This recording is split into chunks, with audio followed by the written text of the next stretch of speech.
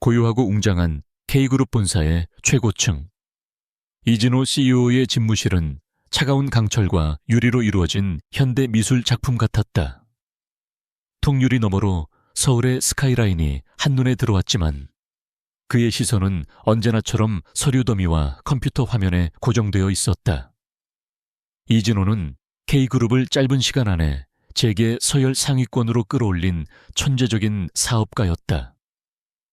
그의 이름 앞에는 항상 냉철함, 정교함, 승리라는 수식어가 따라붙었다.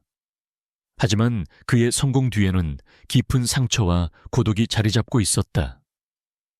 그는 7년 전 가장 사랑했던 아내와 불의의 사고로 헤어졌고 그 충격으로 어린 아들 민주는 마음의 문을 닫아버렸다. 민주는 7살이었다. 또래 아이들처럼 뛰어놀고 제잘거려야 할 나이에 민주는 자신만의 세계에 갇혀 있었다. 자폐 스펙트럼 장애 진단을 받은 후 민주는 그 어떤 사람에게도 마음을 열지 않았다. 아이의 유일한 소통 창구는 그림이었다. 그는 오직 붓과 물감으로 자신의 감정을 표현했고 그 그림들은 하나같이 어둡고 슬픔으로 가득 차 있었다. 이진호는 아들을 위해 최고 수준의 치료사와 교육 전문가들을 고용했지만 그 누구도 민준의 침묵을 깨뜨리지 못했다. 민준의 침묵은 이진호에게는 아픈 상처이자 깊은 죄책감이었다. K그룹 최고 경영자로서의 그의 삶은 늘 분주했다. 아침 일찍 출근하여 밤늦게까지 일했고 휴식은 사치였다. 그는 자신의 모든 에너지를 회사에 쏟아부었지만 집으로 돌아올 때마다 그를 방해는 것은 텅 빈 저택과 아들의 끝없는 침묵뿐이었다. 그는 아들에게 미안함을 느꼈지만 어떻게 다가가야 할지 알 수 없었다. 아내를 잃은 슬픔과 아들의 병은 그를 더욱 고립시켰고 그는 스스로를 감정 없는 기계처럼 만들었다. 최근 이진호는 민준을 돌볼 새로운 보모를 찾고 있었다. 수많은 지원자들이 면접을 보러 왔지만 민준은 그 누구에게도 반응을 보이지 않았다. 오히려 더 깊이 자신만의 세계로 숨어들었다. 이진호는 절망에 빠졌다. 그는 아들을 위한 마지막 희망을 놓치고 싶지 않았다. 그는 민준이 다시 웃고 다른 아이들처럼 소통할 수 있기를 간절히 바랐다. 그때 헤드헌팅 회사로부터 한 통의 전화가 걸려왔다. CEO님, 아주 특별한 지원자가 있습니다. 그녀는 경험이 많지는 않지만 아이들과 교감하는데 뛰어난 재능을 가지고 있다고 합니다. 특히 어려운 아이들에게요. 이진호는 반신반의했지만 마지막이라는 심정으로 그녀를 만나기로 했다. 그녀의 이름은 한지우. 이력서에는 평범한 경력만 적혀 있었고 특별한 학력이나 배경도 없었다. 그는 기대보다는 체념에 가까운 마음으로 그녀를 자신의 집으로 불렀다. 한지우는 단정한 차림으로 이진호의 저택에 도착했다. 그녀의 외모는 화려함과는 거리가 멀었지만 눈빛은 깊고 강인했으며 온화함이 깃들어 있었다. 그녀는 차분하고 침착하게 민준의 방으로 들어섰다. 민준은 평소처럼 방 한구석에 웅크려 앉아 그림만 그리고 있었다. 그 어떤 소리에도 반응하지 않는 그림자 같았다. 지우는 민준에게 서두르지 않았다. 그녀는 멀리서 민준의 그림을 지켜보았다. 민준의 그림은 검은색과 회색으로 가득 차 있었고 날카로운 선들이 얽혀 있었다. 슬픔과 절망이 느껴지는 그림이었다. 지우는 민준의 그림에서 그의 고통을 읽을 수 있었다. 그녀는 조용히 민준이 좋아하는 인형을 가져다 놓고 그 옆에 앉아 작은 목소리로 노래를 불렀다. 그녀의 목소리는 부드럽고 따뜻했으며 마치 햇살처럼 민준의 방을 감쌌다. 민준은 지우의 노래 소리에 아주 미세하게 반응했다. 그의 손에 쥐어있던 크레용이 멈칫했다. 지우는 민준의 반응을 놓치지 않았다. 그녀는 천천히 민준에게 다가가 그의 그림에 대해 이야기하기 시작했다.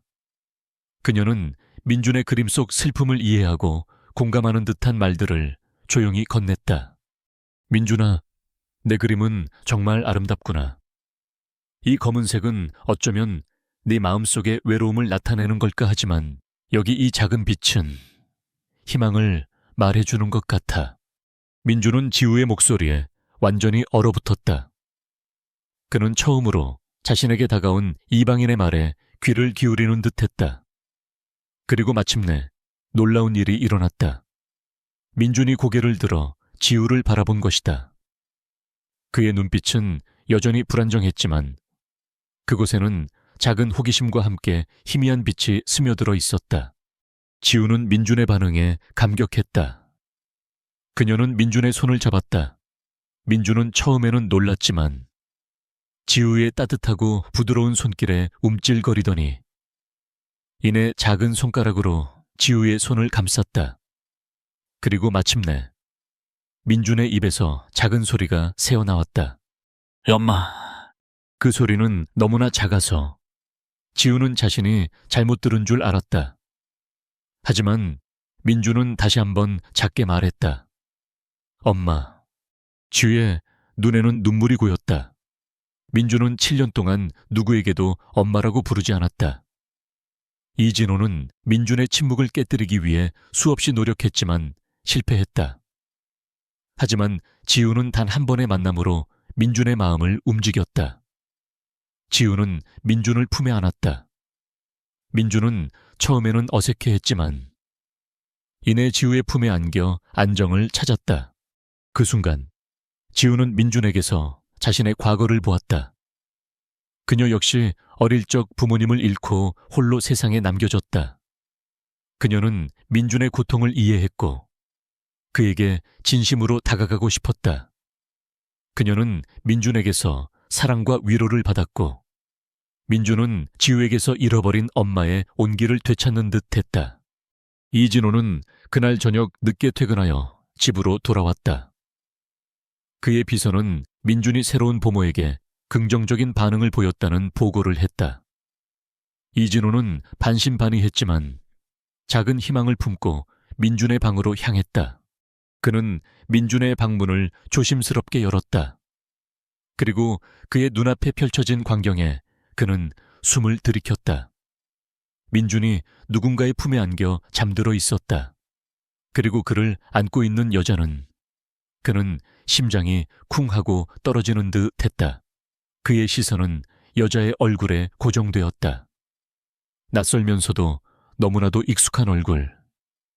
그의 기억 속 깊이 봉인되어 있던 한 여자의 얼굴과 겹쳐졌다. 그는 믿을 수 없었다. 7년 전, 그가 자신의 오만함과 어리석음으로 인해 잔인하게 버렸던 여자. 그리고 그 여자는 이 세상에 더 이상 존재하지 않는다고 생각했다. 하지만 지금 그의 눈앞에 그녀와 똑같은 얼굴을 가진 여자가 아들을 안고 잠들어 있었다. 그녀의 얼굴은 고통스러웠던 과거의 기억들을 강지원에게 다시 불러일으켰다. 그는 숨이 막히는 듯했다. 그녀의 존재는 이진호의 냉철하고 완벽했던 삶에 거대한 균열을 일으켰다. 이진호는 방 안으로 들어섰다. 그의 발걸음은 무거웠고 그의 심장은 격렬하게 뛰었다. 그는 지우의 앞에 섰다. 그리고 그의 눈에 들어온 것은 그녀의 얼굴뿐만이 아니었다. 그녀의 목 뒤에 선명하게 새겨진 작은 흉터. 그 흉터는 그가 과거에 사랑했던 여인의 목 뒤에 있던 바로 그 흉터였다. 그는 온몸의 피가 차갑게 식는 듯했다. 당신은 대체 누구지? 이진호는 떨리는 목소리로 물었다. 그의 눈은 의심과 경악, 그리고 감춰왔던 고통으로 일그러졌다. 그는 이 여자가 단순히 보모가 아니라는 것을 직감했다. 그녀의 존재는 그의 모든 것을 뒤흔들고 있었다. 그의 과거, 현재, 그리고 미래까지도. 이진호는 한지우의 얼굴과 목 뒤의 흉터를 번갈아 보며 충격에 휩싸였다. 그의 심장은 격렬하게 뛰었고 머릿속은 7년 전의 악몽 같은 기억들로 가득 찼다. 그는 과거의 어두운 그림자가 다시 그의 삶에 드리워졌다는 사실을 믿을 수 없었다.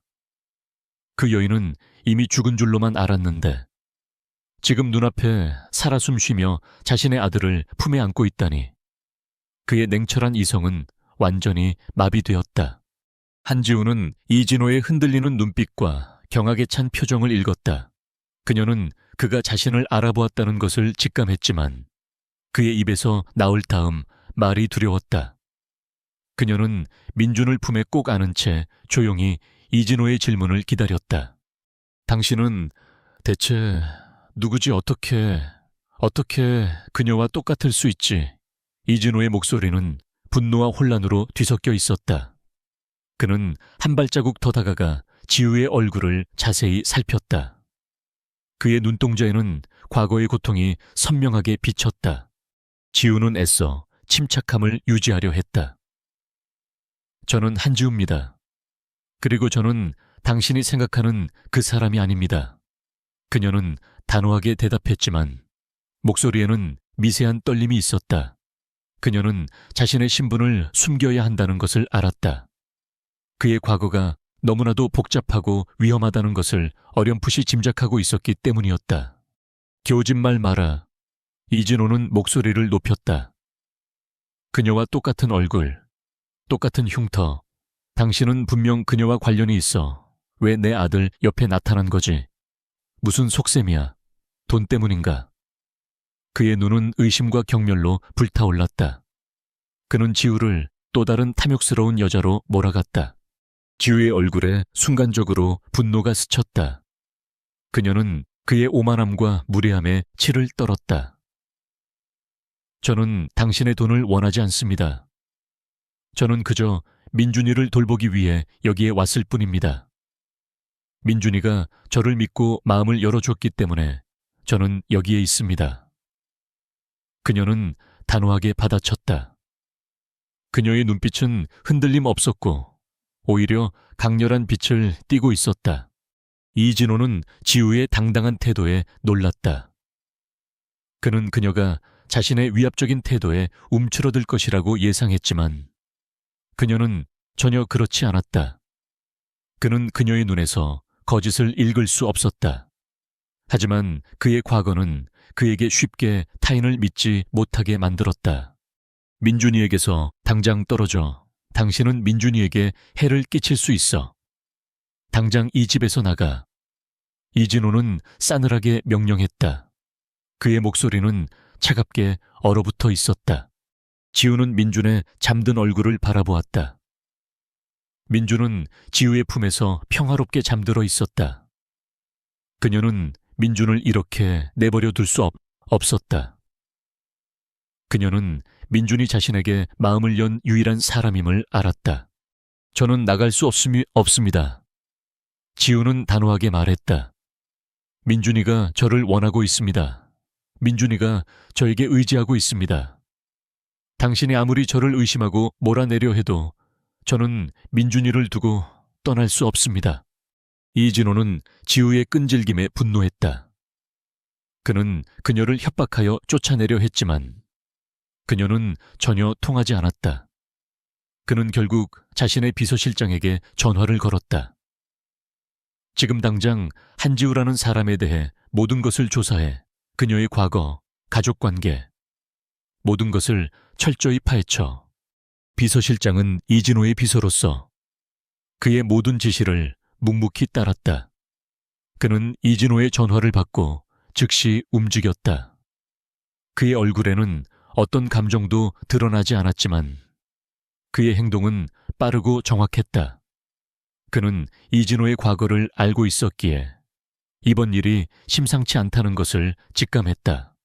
그날 이후 이진호는 지우를 끊임없이 감시했다. 그는 그녀의 모든 행동을 의심했고 그녀가 민준에게 해를 끼칠지도 모른다고 생각했다. 하지만 지우는 그의 감시에도 아랑곳하지 않고 자신의 일에 집중했다. 그녀는 민준을 진심으로 보살폈고 민준은 지우의 보살핌 속에서 눈에 띄게 달라지기 시작했다. 민주는 지우와 함께 그림을 그렸고 노래를 불렀으며 심지어는 작은 목소리로 지우에게 자신의 생각들을 이야기하기 시작했다. 민준의 얼굴에는 드물게 미소가 번지기 시작했고 그의 그림들은 더 이상 어둡고 슬픔으로 가득 차지 않았다. 이진호는 민준의 변화를 지켜보며 혼란스러웠다.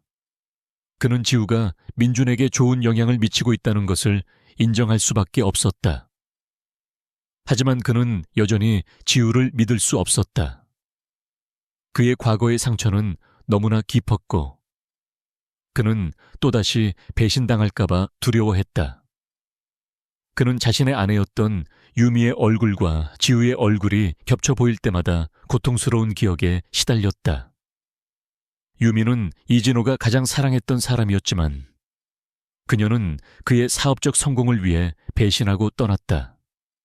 이진호는 그 배신감에 깊은 상처를 입었고 그 이후로 사람을 쉽게 믿지 않게 되었다. 이진호의 비서실장은 며칠 후 지우에 대한 조사 보고서를 제출했다. 보고서에는 지우의 모든 과거가 담겨 있었다. 그녀는 고아원에서 자랐고 어릴 적 가족을 모두 잃었으며 어려운 환경 속에서도 꿋꿋하게 살아온 강인한 여인이었다. 그녀는 특별한 학력이나 배경이 없었고 과거 이진호가 알던 유미라는 여인과는 아무런 관련이 없었다. 하지만 보고서의 마지막 부분에는 작은 의문점이 남아 있었다. 지우의 고아원 기록이 7년 전 어느 시점부터 갑자기 사라져 있었다는 점이었다. 이진호는 보고서를 읽으며 혼란스러웠다. 지우는 유미가 아니었다. 하지만 그 기록의 공백은 그에게 새로운 의문을 던졌다. 그녀는 그 공백 기간 동안 무엇을 하고 있었을까? 그는 지우에게 직접 물어보기로 했다. 어느 날 저녁 이진호는 민준이 잠든 후 지우를 자신의 집무실로 불렀다. 집무실에는 긴장감이 감돌았다. 이진호는 지우에게 보고서를 내밀었다. 당신은 유미가 아니군. 이진호는 차가운 목소리로 말했다. 하지만 당신의 고아원 기록에 7년 전부터 공백이 있어. 그 기간 동안 당신은 어디서 무엇을 했지? 그의 눈빛은 여전히 날카로웠지만 이전의 노골적인 경멸감은 조금 누그러진 듯 했다. 지우는 보고서를 바라보았다. 그녀는 자신의 과거가 드러날까봐 두려웠지만 이제는 피할 수 없다는 것을 알았다. 그녀는 깊은 숨을 내쉬고 솔직하게 이야기하기 시작했다. 7년 전 저는 큰 사고를 당했습니다. 모든 기억을 잃었습니다. 그리고 가족을 모두 잃었습니다. 제가 어디에서 왔는지, 제가 누구인지 아무것도 기억하지 못했습니다. 지우의 목소리는 슬픔으로 가득 차 있었다. 저는 고아원에서 저를 돌봐주던 수녀님을 통해 제가 한지우라는 이름만 알게 되었습니다. 저는 그 이후로 줄곧 민준이처럼 혼자였습니다. 이진호는 지우의 이야기에 충격을 받았다. 그녀는 기억 상실에 걸려 있었다. 그의 과거의 상처와 그녀의 기억 상실이 묘하게 겹쳐지며 그의 마음속에 복잡한 감정들이 일어났다. 그는 그녀의 눈에서 진실을 읽을 수 있었다. 그녀의 슬픔은 진짜였다. 그럼 당신은 정말 유미가 아니란 말인가? 이진호는 자신도 모르게 중얼거렸다. 그의 목소리에는 안도감과 함께 미세한 혼란이 섞여 있었다. 지우는 고개를 끄덕였다. 네, 저는 한지우입니다. 저는 당신이 알던 그 사람이 아닙니다. 이진호는 지우를 한참 동안 바라보았다. 그의 마음속에서는 오랜 시간 동안 굳게 닫혀있던 문이 조금씩 열리는 듯 했다. 그는 그녀를 믿을 수 있을지도 모른다는 희미한 가능성을 느끼기 시작했다. 그의 차가운 벽이 허물어지고 있었다. 그리고 그 순간 이진호는 자신의 마음속에 억눌려 있던 또 다른 감정, 민준이에게서 느껴지는 알 수 없는 친밀감에 대해 생각하기 시작했다.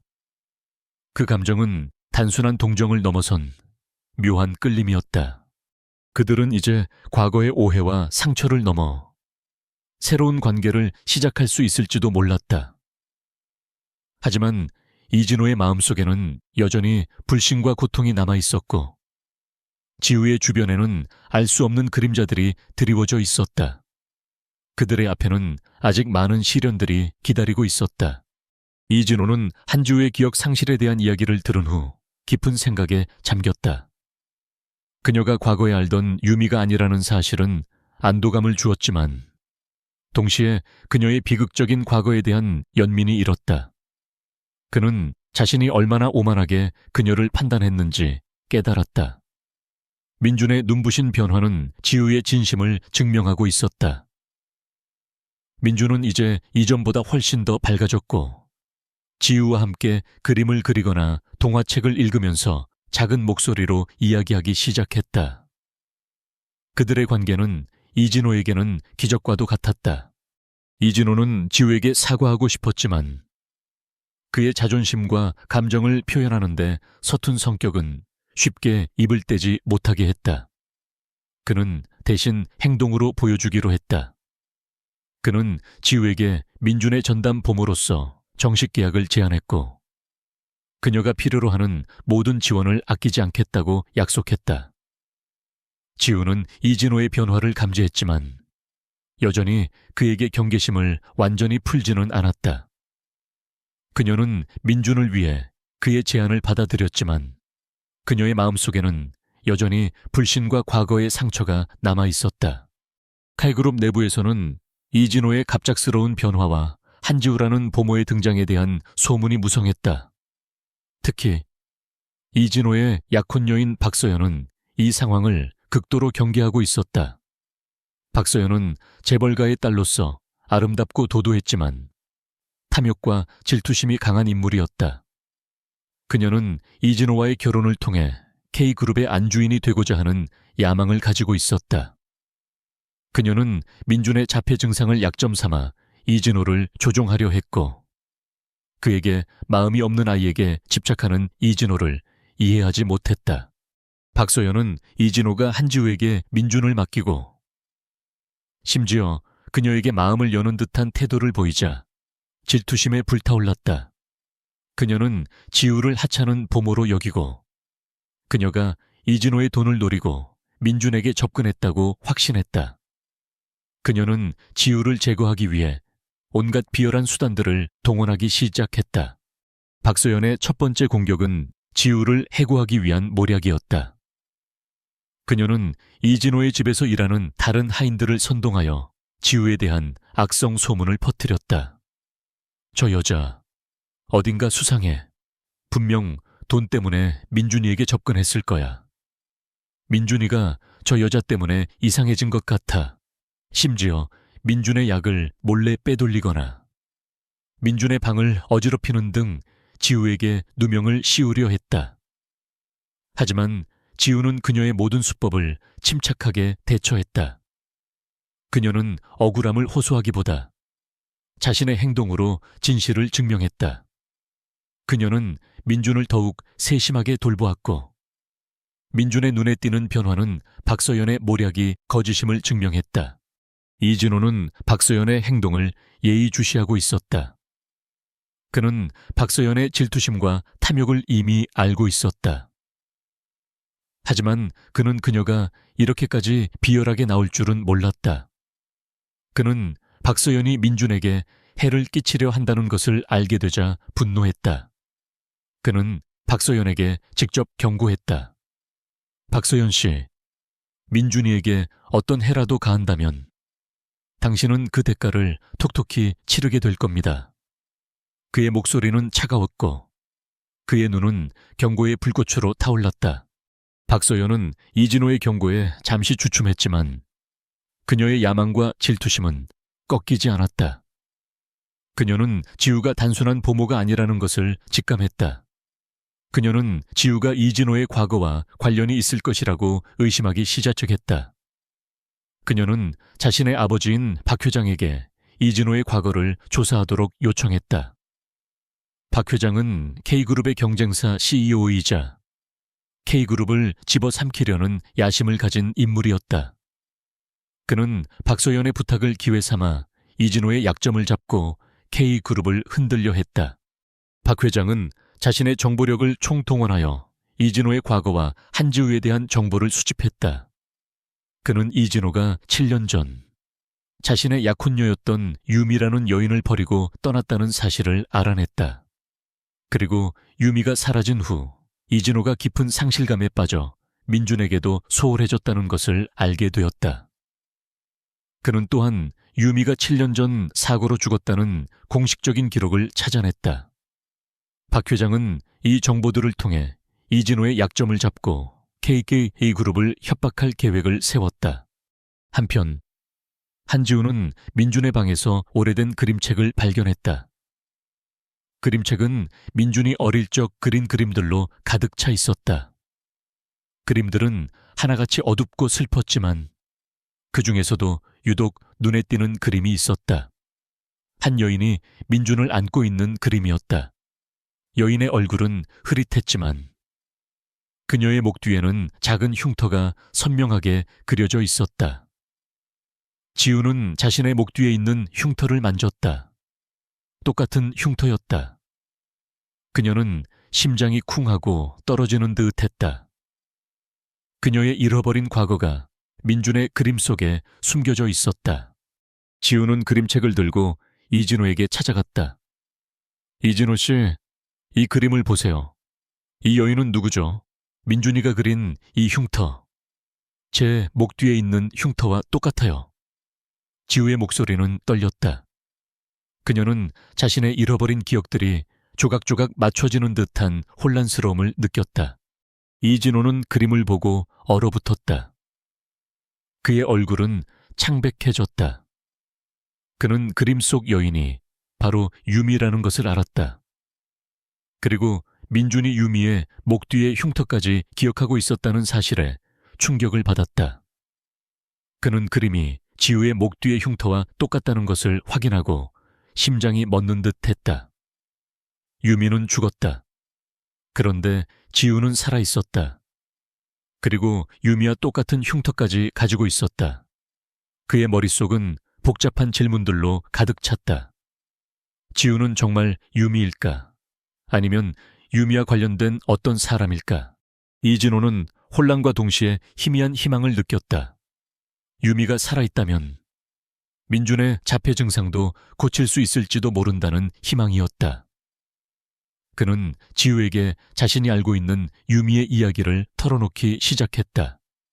유미는 그의 첫사랑이자 약혼녀였고 그녀의 죽음은 그에게 씻을 수 없는 상처를 남겼다는 것을, 그는 자신이 유미를 얼마나 사랑했고 그녀를 잃은 후 얼마나 고통스러웠는지 솔직하게 이야기했다. 지우는 이진호의 이야기를 들으며 자신의 잃어버린 기억들이 조금씩 되살아나는 듯한 기시감을 느꼈다. 그녀는 그가 이야기하는 유미의 모습에서 자신의 모습을 보았다. 그녀는 그가 유미를 얼마나 사랑했는지 느낄 수 있었다. 하지만 그녀는 유미가 아니었다. 그녀는 한지우였다. 그리고 그녀는 그에게서 기억을 잃기 전에 자신을 찾고 싶었다. 그때 박 회장이 이진호의 집무실로 불쑥 찾아왔다. 그는 박서연과 함께였다. 박 회장은 이진호에게 유미의 사망진단서와 함께 언론에 공개하겠다는 협박을 했다. 이진호 씨, 당신의 과거를 세상에 폭로하고 싶지 않다면 내 딸 서연이와 결혼하고 K그룹을 내게 넘겨라. 그렇지 않으면 당신의 명예는 물론 K그룹의 미래까지도 끝장낼 것이다. 박 회장은 오만하게 말했다. 이진호는 박 회장의 협박에 분노했지만 그의 손에 들린 사망진단서에 시선이 멈췄다. 유미의 사망진단서. 그는 지우를 바라보았다. 지우의 얼굴은 충격으로 굳어 있었다. 그녀는 자신이 죽었다는 사실에 혼란스러워했다. 박서연은 지우를 비웃으며 말했다. 봤지? 너는 이미 죽은 여자야. 이진호는 너 같은 하찮은 여자에게 흔들릴 사람이 아니야. 하지만 이진호는 박소연의 말에 흔들리지 않았다. 그는 오히려 그녀의 오만함과 탐욕의 역겨움을 느꼈다. 그는 지우의 눈을 바라보았다. 그녀의 눈에는 혼란과 함께 희미한 슬픔이 담겨 있었다. 그는 지우가 유미이든 아니든 그녀를 지켜주고 싶다는 강한 충동을 느꼈다. 그리고 그는 박 회장의 협박이 단순한 협박이 아니라 K그룹을 차지하려는 거대한 음모의 일부임을 직감했다. 당신들의 협박에 넘어갈 내가 아닙니다. 박 회장. 이진호는 단호하게 말했다. 그의 목소리에는 차가운 결의가 담겨 있었다. 당신들의 모든 비리를 세상에 폭로하고 당신들의 야망을 산산조각 내줄 겁니다. 박 회장과 박소연은 이진호의 방역에 당황했다. 그들은 이진호가 이렇게까지 강하게 나올 것이라고는 예상하지 못했다. 그들은 분노에 찬 눈빛으로 이진호와 지우를 번갈아 보며 집무실을 나섰다. 이진호는 지우의 손을 잡았다. 이현지 씨, 이제 우리가 함께 싸워야 할 때입니다. 당신의 기억을 되찾고 박 회장과 박소연의 음모를 막아야 합니다. 당신은 민준이의 유일한 희망이고 나의 유일한 희망입니다. 지우는 이진호의 손을 마주 잡았다. 그녀의 눈빛은 흔들림 없었다. 그녀는 자신의 잃어버린 기억을 되찾고 싶었고 민준이를 지키고 싶었다. 그리고 그녀는 이진호가 자신에게 얼마나 큰 존재인지 비로소 깨닫기 시작했다. 그들은 이제 단순한 고용주와 보모가 아니라 서로를 믿고 의지하는 동지가 되었다. 그들의 싸움은 이제 절정으로 치닫고 있었다. 이진호와 한지우는 박 회장과 박서연의 오만함과 탐욕에 맞서기 위해 손을 잡았다. 그들은 서로를 의지하며 잃어버린 기억과 숨겨진 음모의 조각들을 맞춰나가기 시작했다. 이진호는 지우의 기억을 되찾아주기 위해 최고 수준의 의료진과 심리학자들을 동원했다. 그는 지우가 유미일 수도 있다는 희미한 희망을 품고 있었지만 동시에 그녀가 어떤 사람이든 그녀를 지켜주겠다는 결심을 했다. 지우는 이진호의 진심 어린 도움에 감동했다. 그녀는 그가 자신의 과거를 파헤치는 것을 두려워하지 않고 오히려 함께 진실을 마주하려 한다는 것을 알았다. 그녀는 최면 치료와 심리 상담을 통해 잃어버린 기억의 파편들을 하나씩 되찾기 시작했다. 그녀의 기억 속에는 불분명한 이미지와 소리, 그리고 고통스러운 감정들이 섞여 있었다. 그녀는 자신이 누군가에게 쫓기며 도망쳤던 기억, 그리고 강렬한 빛과 함께 모든 것이 사라졌던 사고의 순간을 어렴풋이 떠올렸다. 한편 이진호는 박 회장과 박서연의 음모를 파헤치는 데 주력했다.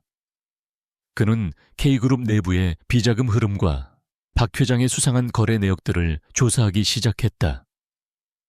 그는 자신의 비서실장에게 모든 정보를 수집하도록 지시했고 비서실장은 강지원의 지시를 묵묵히 수행했다.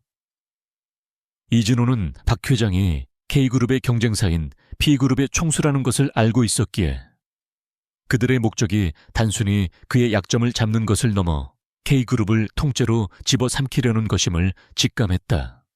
박 회장은 이진호의 방역에 불안감을 느꼈지만 그의 오만함은 여전했다. 그는 이진호가 쉽게 무너질 것이라고 믿었다.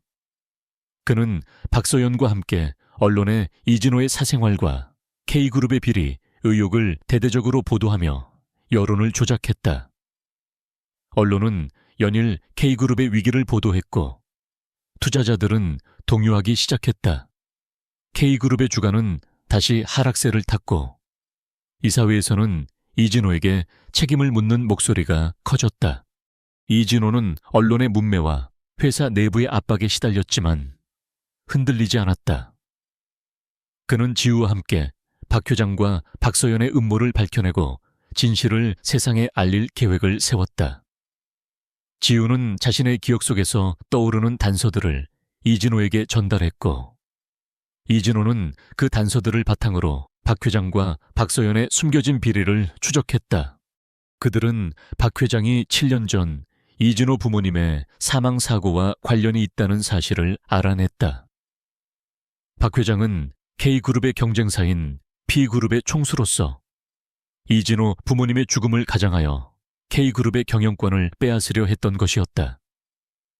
그는 이진호 부모님의 채 몰래 장치를 심어 사고를 유발했고, 이진호가 자폐 증상을 앓게 된 것도 그 충격 때문이었다. 박 회장은 이 모든 것을 은밀하게 조종했고, 그의 뒤에는 거대한 검은 세력이 존재했다. 지우는 자신의 잃어버린 기억 속에 이진호 부모님의 사고와 관련된 충격적인 진실이 숨겨져 있다는 것을 어렴풋이 느끼기 시작했다. 그녀는 최면 치료를 통해 더 깊은 기억 속으로 들어갔다. 그녀의 기억 속에는 사고 당일 이진호 부모님의 차를 뒤따르던 자신의 모습이 있었다. 그녀는 그날 사고 현장에서 박 회장과 박서연의 모습을 보았다. 그리고 그들이 사고를 은폐하고 자신을 납치하려 했던 기억까지 떠올렸다. 그녀는 그들에게서 도망치다 머리를 다쳐 기억을 잃었던 것이었다. 지우는 자신이 유미가 아니라는 것을 확신했다. 그녀는 유미의 동생이었다. 유미는 이진호 부모님의 사고를 목격했고, 박 회장의 음모를 알게 된 후 그를 도우려다 박 회장에게 살해당했던 것이었다. 그리고 박 회장은 유미의 동생인 지우가 자신들의 음모를 알고 있다는 사실을 깨닫고 그녀를 납치하려 했지만, 지우가 기억을 잃는 바람에 그녀를 놓아주었던 것이었다. 지우는 이 모든 진실을 이진호에게 털어놓았다. 이진호는 지우의 이야기에 충격을 받았다. 그의 눈에는 분노와 함께 고통이 스쳤다. 그는 자신의 부모님과 사랑하는 유미가 박 회장과 박서연의 탐욕 때문에 희생되었다는 사실에 치를 떨었다. 민준의 자폐 증상 또한 그들의 죄악 때문이었다. 말도 안 돼. 박 회장, 그들이 우리 부모님을 죽이고 유미를 죽였단 말인가? 이진호는 떨리는 목소리로 중얼거렸다. 그의 주먹은 꽉 쥐어졌고 그의 몸은 분노로 떨렸다. 지우는 이진호의 손을 잡았다. 이제 모든 진실이 드러났습니다. 우리는 박 회장과 박서연에게 응당한 대가를 치르게 해야 합니다. 제가 당신을 도울 것입니다. 그녀의 목소리는 차분했지만 강한 결의가 담겨 있었다. 이진호는 지우의 손을 마주 잡았다. 그는 그녀의 따뜻한 손길에서 위로를 느꼈다. 그는 지우가 자신의 슬픔과 고통을 이해하고 함께 싸워줄 유일한 사람이라는 것을 깨달았다. 그는 더 이상 혼자가 아니었다. 그들은 박 회장과 박서연의 모든 범죄 행위를 세상에 폭로하기 위한 치밀한 계획을 세웠다. 이진호는 자신의 권력과 K그룹의 모든 자원을 동원하여 박 회장의 비리와 살인 음모를 밝혀내려 했다. 지우는 자신이 되찾은 기억들을 바탕으로 결정적인 증거들을 찾아냈다. 그녀는 박 회장과 박서연이 사고를 조작하고 유미를 살해한 증거들을 확보했다. 그들의 싸움은 이제 K그룹의 경영권뿐만 아니라 정의와 진실을 위한 싸움이 되었다. 그들은 박 회장과 박서연의 악랄한 음모를 세상에 낱낱이 폭로하고 그들에게 응당한 대가를 치르게 하겠다는 불타는 의지를 가지고 있었다. 그들의 싸움은 이제 절정으로 치닫고 있었다. 이진호와 한지우는 박 회장과 박서연의 잔혹한 음모를 밝혀내기 위해 모든 것을 걸었다. 그들은 단순한 개인적인 복수를 넘어 K그룹의 오랜 부패를 척결하고 진실을 세상에 알리겠다는 굳건한 의지를 가지고 있었다. 이진호는 K그룹의 CEO로서 자신의 모든 권한과 자원을 동원하여 박 회장의 비리와 살인 음모에 대한 증거를 수집했다. 그는 회사 내부에 박 회장의 잔재들이 남아있을 것을 염려하여 최측근 비서실장과 최준혁 변호사에게만 이 사실을 알리고 은밀하게 움직였다. 한지우는 기억을 되찾는 동시에 이진호의 가장 강력한 조력자가 되었다. 그녀는 사고 당일의 기억을 바탕으로 박 회장과 박서연이 유미를 살해하고 자신을 납치하려 했던 장소들을 특정했다. 그녀는 그 장소들을 직접 찾아가 현장을 조사하고 숨겨진 단서들을 찾아냈다. 그녀의 뛰어난 관찰력과 분석력은 이진호에게 큰 도움이 되었다. 그녀는 마치 퍼즐 조각을 맞추듯이 박 회장과 박서연의 모든 범죄 행위를 명확하게 입증할 수 있는 치명적인 증거들을 하나씩 찾아냈다. 박 회장과 박서연은 이진호와 지우의 움직임을 감지하고 불안감에 휩싸였다. 그들은 자신들의 음모가 드러날까봐 두려워했지만 오만함과 탐욕은 그들을 더욱 잔혹하게 만들었다. 그들은 진실을 덮기 위해 더 큰 죄를 저지르는 것을 주저하지 않았다. 그들은 이진호와 지우를 제거하여 모든 것을 영원히 은폐하려 했다. 박서연은 이진호에게 마지막 경고를 했다. 그녀는 이진호의 집으로 찾아와 지우를 비난하고 협박했다. 이진호 씨, 당신은 지금 나를 화나게 하고 있어. 저런 하찮은 여자 때문에 모든 것을 잃게 될 거야. 내가 당신의 부모님과 유미를 죽인 증거를 가지고 있다면 나도 가만히 있지 않을 거야. 그녀는 지우에게 차가운 눈빛을 보냈다. 너는 이미 죽은 여자야. 이 세상에 존재해서는 안 되는 존재라고. 지우는 박서연의 협박에 흔들리지 않았다. 그녀는 박서연의 눈에서 공포와 함께 필사적인 절박함을 읽었다. 당신은 이미 끝났어. 박서연, 당신의 죄는 감출 수 없어. 어서. 박서연은 지우의 말에 분노하여 지우에게 달려들었다. 그녀는 지우의 머리채를 잡고 흔들며 소리쳤다. 죽어버려. 너 때문에 모든 것이 망가졌어. 그때 이진호가 박서연을 제지하며 지우를 보호했다. 그의 얼굴은 분노로 굳어 있었다. 박서연, 당장 멈춰. 당신의 모든 행동은 당신을 더욱 파멸로 이끌 뿐이야. 박서연은 이진호의 경고에도 아랑곳하지 않고 지우를 향해 독설을 퍼부었다. 저 여자를 믿지 마. 저 여자는 당신의 과거를 이용하려는 거야. 당신은 평생을 속고 살게 될 거라고. 하지만 이진호는 박서연의 말을 믿지 않았다. 그는 지우의 눈을 바라보았다. 지우의 눈에는 진실과 고통이 담겨 있었다. 그는 박서연이 궁지에 몰려 마지막 발악을 하고 있다는 것을 알았다. 박서연은 결국 분을 이기지 못하고 이진호의 집을 나섰다.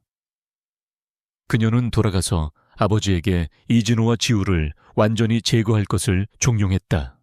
박 회장은 박서연의 보고를 듣고 이진호와 지우를 제거하기 위한 마지막 작전을 실행하기로 했다. 그는 이진호와 지우가 결정적인 증거를 가지고 있다는 것을 직감했다.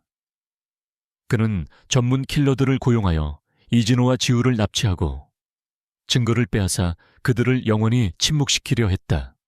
어느 날 저녁, 이진호와 지우는 최준혁 변호사와 함께 박 회장과 박서연의 비리를 폭로할 기자회견을 준비하고 있었다. 그들은 회의를 마치고 늦은 밤 K그룹 본사를 나섰다. 그때 갑자기 주변이 어둠에 휩싸였다. 정전이었다. 그리고 어둠 속에서 여러 명의 괴한들이 나타났다. 그들은 훈련된 킬러들이었다. 이진호 회장님, 조용히 따라오시죠. 괴한 중 한 명이 차갑게 말했다. 그들은 이진호와 지우를 향해 달려들었다. 이진호는 지우를 보호하며 괴한들에게 맞섰다. 그는 오랜 기간 단련된 무술 실력으로 괴한들을 제압하려 했지만 그들의 수는 너무 많았고 그들은 무기를 들고 있었다. 지우는 이진호 곁에서 필사적으로 저항했다. 그녀는 민준이를 위해 그리고 이진호를 위해 싸워야 했다. 괴한들은 이진호와 지우를 제압하고 그들을 강제로 차에 태우려 했다. 이진호는 마지막 남은 힘을 다해 지우에게 소리쳤다. 지우 씨, 도망쳐. 증거를 지켜야 해. 하지만 지우는 이진호를 두고 도망칠 수 없었다. 그녀는 이진호의 손을 잡고 놓지 않았다. 그때 갑자기 주변에서 경적 소리가 울리고 경찰차들이 나타났다. 최준혁 변호사가 이진호와 지우의 위험을 감지하고 경찰에 신고했던 것이었다. 그는 이진호와 지우가 늦게까지 회의를 하는 것에 불안감을 느꼈고 박 회장의 마지막 발악을 예상하고 있었다. 경찰들이 현장에 들이닥치자 괴한들은 당황하여 도주하려 했다. 하지만 경찰들은 이미 포위망을 구축하고 있었다. 괴한들은 모두 체포되었다. 박 회장은 이진호와 지우를 제거하려던 음모가 실패했다는 소식을 듣고 분노했다. 그의 마지막 발악은 결국 그에게 치명적인 올가미가 되었다. 이진호는 지우를 품에 안았다. 그들은 서로의 존재에 안도하며 깊은 숨을 내쉬었다. 그들은 함께 죽음의 문턱을 넘었다. 이 사건은 박 회장과 박서연의 모든 범죄 행위를 세상에 낱낱이 폭로하는 결정적인 계기가 되었다. 경찰과 검찰은 괴한들의 자백과 이진호와 지우가 확보한 증거들을 바탕으로 박 회장과 박서연에 대한 수사를 더욱 강도 높게 진행했다. 다음 날 아침, 이진호와 지우는 기자 회견을 열었다. 그들은 박 회장과 박서연의 모든 범죄 행위, 즉 이진호 부모님의 살인 음모, 유미 살해, K그룹 비리, 그리고 자신들을 제거하려 했던 모든 음모를 세상에 낱낱이 폭로했다. 지우는 자신의 잃어버린 기억을 되찾는 과정과 박 회장의 만행에 대해 솔직하게 증언했다. 이진호는 그녀의 곁에서 그녀를 든든하게 지지했다. 언론은 충격에 휩싸였다. K그룹 총수의 부모님 사망사고와 전 약혼녀 살해, 그리고 K그룹 비리의 배후에 경쟁사 총수가 있었다는 사실은 전례 없는 스캔들이었다. 국민들은 분노했고 여론은 박 회장과 박서연에게 극도로 비난적이었다.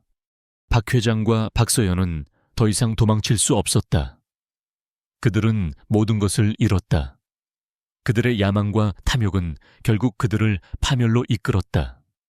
그들은 법정에 세워졌고 자신들이 저지른 모든 죄에 대해 유죄 판결을 받고 중형을 선고받았다.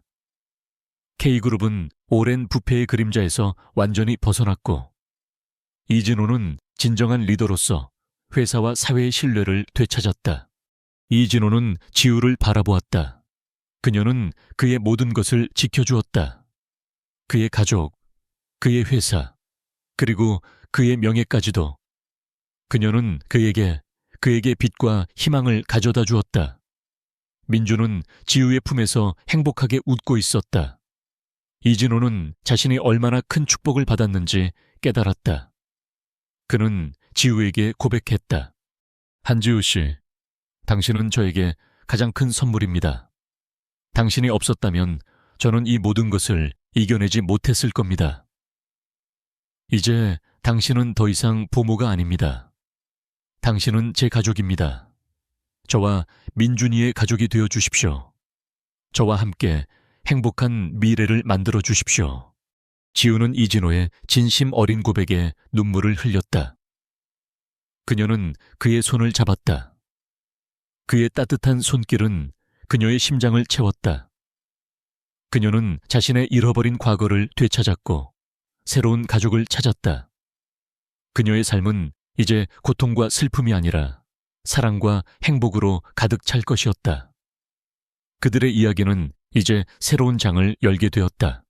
박 회장과 박소연의 몰락은 K그룹뿐만 아니라 재계 전반에 큰 파장을 불러왔다.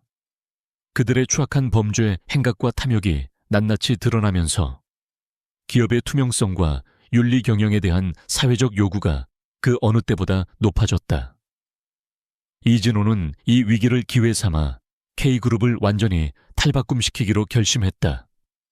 그는 지우와 함께 언론에 적극적으로 나서 K그룹의 과거 비리를 인정하고 사과했으며 앞으로는 투명하고 윤리적인 경영을 최우선 가치로 삼겠다고 선언했다. 그의 진정성 있는 태도는 대중의 신뢰를 다시 얻는데 결정적인 역할을 했다. 이진호는 회사 내부의 모든 부패 세력을 뿌리 뽑기 위한 대대적인 숙청 작업을 시작했다. 그는 박 회장과 박서연에게 협력했던 모든 임원들과 관계자들을 해고하고 새로운 인재들을 영입하여 회사의 체질을 개선했다. 한지우는 이 과정에서 이진호의 가장 강력한 조력자가 되었다. 그녀는 날카로운 통찰력과 뛰어난 분석 능력으로 숨겨진 비리들을 찾아내고 이진호가 올바른 판단을 내릴 수 있도록 도왔다. 그녀는 더 이상 단순한 보모가 아니라 K그룹의 미래를 함께 만들어가는 핵심 인물이 되었다. 민주는 지우의 보살핌 속에서 놀라운 속도로 회복하고 있었다. 그는 더 이상 침묵하지 않았다. 그는 지우와 함께 웃고 이야기하며 조금씩 자신의 감정을 표현하기 시작했다. 이진호는 민준의 변화를 보며 지우에게 깊은 감사를 느꼈다. 그녀는 민준에게 엄마의 빈자리를 채워주었을 뿐만 아니라 닫혀있던 그의 마음을 열어주었다. 민준은 이제 이진호와 지우 사이에 든든한 다리가 되었다. 그는 두 사람에게 사랑과 행복을 가져다주는 존재였다. 하지만 박 회장과 박서연의 몰락이 모든 문제의 끝은 아니었다. 그들의 배후에는 거대한 검은 세력이 존재했다.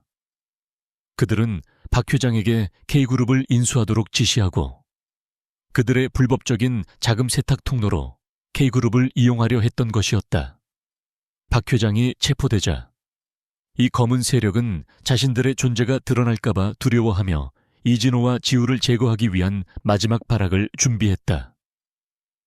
그들은 자신들의 막대한 자본과 권력을 이용하여 K그룹을 파산시키고 이진호와 지우를 완전히 사회에서 매장시키려 했다. 어느 날 K그룹의 주가가 급락하기 시작했다. 시장에서는 K그룹의 부채 문제와 비리 의혹이 재점화되면서 투자자들이 동요했다. 언론은 다시금 K그룹의 위기를 보도했고 회사는 파산 직전까지 몰렸다. 이진호는 박 회장의 배후에 더 큰 세력이 존재한다는 것을 직감했지만 그들의 정체를 밝혀내기는 쉽지 않았다. 그들은 그림자처럼 은밀하게 움직였다. 지우는 이진호의 고군분투를 지켜보며 그를 도울 방법을 모색했다. 그녀는 박 회장과 박서연의 컴퓨터와 서류들을 다시 한번 면밀히 검토했다. 그녀는 그들의 숨겨진 통신 기록과 암호화된 파일들을 해독하는 데 성공했다. 그곳에는 박 회장이 정체불명의 인물들과 주고받았던 은밀한 메시지들이 담겨 있었다. 메시지들은 K그룹의 인수와 불법적인 자금 세탁에 대한 구체적인 계획들을 담고 있었다. 그리고 그 메시지 속에는 검은 조직이라는 이름과 함께 그 조직의 실세로 추정되는 그림자라는 인물의 존재가 드러나 있었다. 지우는 이 충격적인 사실을 이진호에게 알렸다. 이진호는 지우의 뛰어난 능력에 다시 한번 놀랐다. 그는 지우가 단순히 유능한 건축가나 보모가 아니라 위험한 음모를 파헤치는 데에도 탁월한 재능을 가지고 있다는 것을 깨달았다. 지우 씨, 정말 대단합니다. 당신이 아니었다면 이 검은 세력의 존재를 알지 못했을 겁니다. 이진호는 지우의 손을 잡으며 말했다. 그의 얼굴에는 안도감과 함께 새로운 결의가 타올랐다. 하지만 그림자는 박 회장보다 훨씬 더 위험한 존재일 겁니다. 조심해야 합니다. 그들은 최준혁 변호사와 함께 검은 조직의 실체와 그림자의 정체를 파헤치기 위한 치밀한 작전을 세웠다. 이진호는 K그룹의 내부 고발 시스템을 통해 검은 조직의 비리를 폭로할 계획을 세웠고 지우는 자신이 확보한 증거들을 바탕으로 그들의 모든 불법적인 자금 흐름을 추적했다. 계엄은 조직은 이진호와 지우의 움직임을 감지하고 최후의 공격을 감행했다. 그들은 K그룹의 핵심 시스템을 마비시키는 사이버 테러를 감행했고 동시에 이진호와 지우를 제거하기 위한 전문 킬러들을 보냈다. K그룹은 혼란에 빠졌고 이진호와 지우의 목숨은 위태로워졌다. 이진호는 K그룹의 시스템을 복구하기 위해 밤낮없이 고군분투했다. 지우는 킬러들의 공격을 피하며 이진호를 보호했다. 그녀는 이진호의 지시를 따라 검은 조직의 서버에 침투하여 그들의 모든 정보를 빼돌렸다. 그녀는 자신의 뛰어난 해킹 실력을 발휘하여 킬러들의 위치를 파악하고 그들의 움직임을 예측했다. 그녀는 마치 컴퓨터 게임 속 여전사처럼 냉정하고 침착하게 모든 위험에 대처했다. 킬러들은 이진호와 지우를 궁지에 몰아넣었다. 그들은 K그룹 본사의 최고층 집무실까지 침투했다. 이진호는 지우를 보호하며 마지막까지 저항했다. 그는 민준이를 생각했다.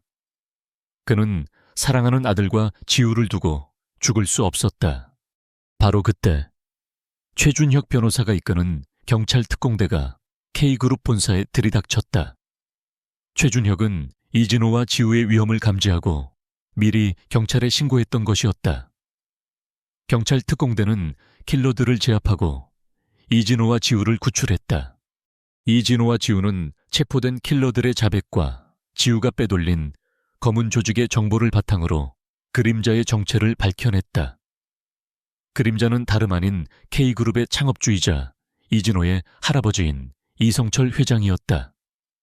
그는 자신의 권력과 탐욕을 위해 아들 부부를 죽이고 손자인 이진호마저 이용하려 했던 것이다. 충격적인 진실이었다. 이성철 회장은 자신의 모든 죄가 드러나자 분노하며 발악했지만 그는 결국 검찰에 구속되었다. 그의 몰락은 K그룹의 모든 부패를 완전히 뿌리 뽑는 계기가 되었고 진정한 정의가 실현되었음을 세상에 알리는 상징적인 사건이 되었다. K그룹은 비로소 깨끗한 기업으로 거듭날 수 있었다. 이진호는 지우를 바라보았다. 그녀는 그의 모든 것을 지켜주었다. 그의 가족, 그의 회사, 그리고 그의 명예까지도. 그녀는 그에게 빛과 희망을 가져다 주었다. 민주는 지우의 품에서 행복하게 웃고 있었다. 이진호는 자신이 얼마나 큰 축복을 받았는지 깨달았다. 그는 지우에게 고백했다. 한지우 씨, 당신은 저에게 가장 큰 선물입니다.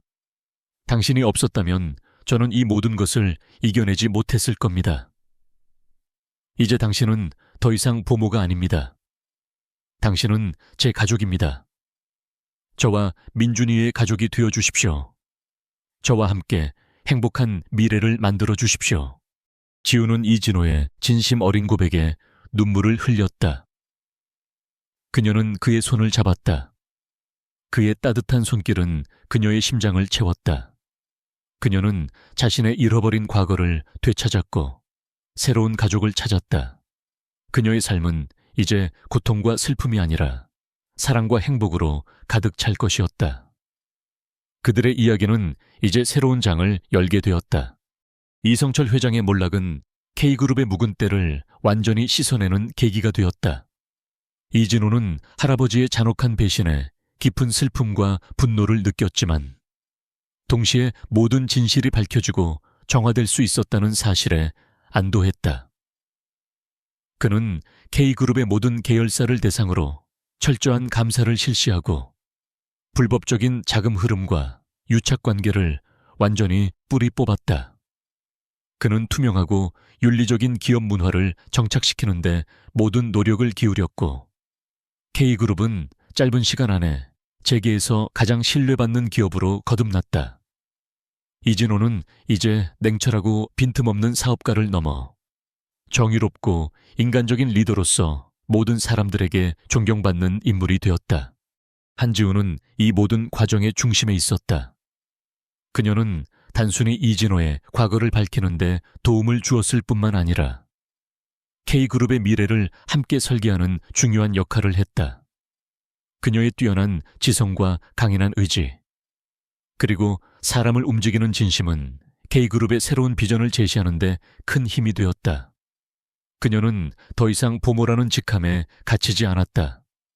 그녀는 이진호의 든든한 동반자이자 K그룹의 혁신을 이끄는 핵심 인재로 인정받았다. 민주는 지우의 보살핌과 이진호의 사랑 속에서 기적 같은 성장을 보였다. 그는 이제 또래 아이들처럼 활발하게 뛰어놀고 학교 생활에 적응하며 친구들과 어울렸다. 그의 자폐 증상은 거의 사라졌고 그는 밝고 명랑한 아이로 자라났다. 민주는 지우를 엄마라고 부르며 따랐고 이진호를 아빠라고 부르며 사랑을 표현했다. 그들의 삶은 이제 완전한 행복으로 가득 차 있었다. 이진호와 지우는 서로에게 운명적인 존재였다. 그들은 고통스러운 과거와 거대한 음모를 함께 헤쳐나오면서 서로에게 없어서는 안 될 존재가 되었다. 이진호는 지우에게서 잃어버렸던 가족의 따뜻함과 사랑을 되찾았고, 지우는 이진호에게서 자신의 잃어버린 과거와 새로운 삶의 의미를 발견했다. 그들은 서로의 상처를 보듬어주고 함께 미래를 꿈꾸며 진정한 사랑을 키워나갔다. 어느 가을날 이진호와 한지우는 K그룹의 이성철 회장, 자택이었던 곳에서 조용하고 아름다운 결혼식을 올렸다. 그곳은 한때 이진호의 부모님이 비극적으로 목숨을 잃고 지우가 기억을 잃었던 아픔의 장소였다. 하지만 이제 그곳은 그들의 사랑과 새로운 시작을 알리는 희망의 공간으로 탈바꿈했다. 5살이 된 민준이는 화동이 되어 부모님 앞에서 가장 환하게 웃었다. 결혼식은 그들의 행복한 시작을 알리는 동시에 모든 고통과 상처를 극복하고 진정한 사랑과 가족을 이룬 그들의 아름다운 이야기에 방점을 찍었다.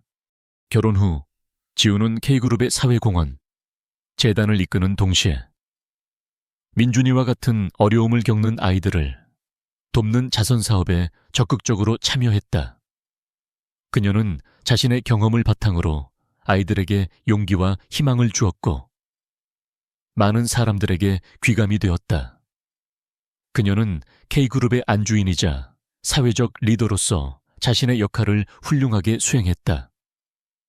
이진호는 지우의 모든 활동을 적극적으로 지지하고 지원했으며 그들은 함께 K그룹을 더욱 인간적이고 사회적 책임을 다하는 기업으로 성장시켰다. 세월이 흘러 민준이는 훌륭한 청년으로 성장했다. 그는 부모님의 사랑과 가르침 속에서 꿈을 키웠고 사회에 긍정적인 영향을 미치는 사람이 되었다. 이진호와 지우의 사랑은 시간이 지날수록 더욱 깊어졌다. 그들은 서로의 가장 든든한 동반자이자 지혜로운 조언자로서 서로에게 힘이 되어 주었다. 그들의 삶은 완벽하지는 않았지만 서로에 대한 변치 않는 사랑과 가족의 소중함을 바탕으로 더욱 단단하고 행복해졌다. 어느 따뜻한 오후, 이진호와 지우는 K그룹 빌딩 최고층에 위치한 집무실에서 창밖을 바라보고 있었다. 민준이가 어릴 적 지우에게 웃으며 달려왔던 그 방이었다. 그들의 손에는 따뜻한 차 한 잔이 들려 있었다. 이진호는 문득 지우의 손을 잡았다. 그의 손목에는 여전히 검은용 문신이 선명하게 새겨져 있었다. 그것은 과거의 아픔과 운명적인 만남을 상징했지만 이제는 그들의 강인한 사랑과 행복한 가족을 이어주는 소중한 표식이 되었다. 지우는 이진호의 눈을 바라보았다. 그들의 눈빛에는 말로 다 표현할 수 없는 깊은 사랑과 신뢰, 그리고 함께 만들어온 행복한 추억들이 담겨 있었다. 그들은 가난과 편견, 그리고 거대한 음모에 맞서 싸웠고 마침내 진정한 행복과 완전한 가족을 이루어냈다. 그들의 이야기는 영원히 기억될 것이다.